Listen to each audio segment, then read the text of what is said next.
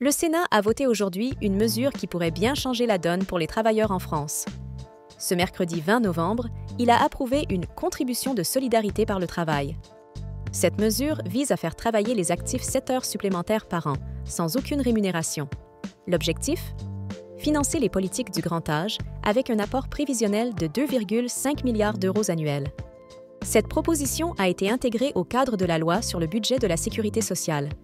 Bien qu'approuvée à 216 voix contre 119, elle reste soumise à débat. Une commission mixte paritaire, composée de députés et de sénateurs, doit se pencher sur cette question la semaine prochaine. Cette initiative s'inscrit dans un contexte budgétaire tendu, le gouvernement cherchant à combler un déficit de 60 milliards d'euros.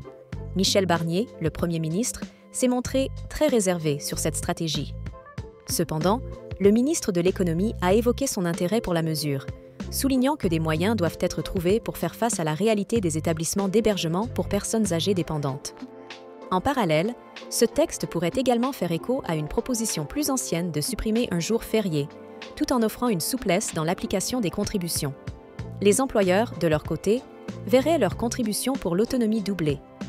La gauche a réagi vivement, dénonçant une attaque contre le monde ouvrier. Une sénatrice a même proposé une journée de solidarité des dividendes pour les actionnaires.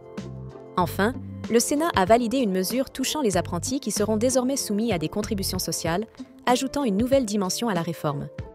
N'oubliez pas de commenter et de vous abonner pour ne rien manquer de l'actualité sur ActuVibe TV.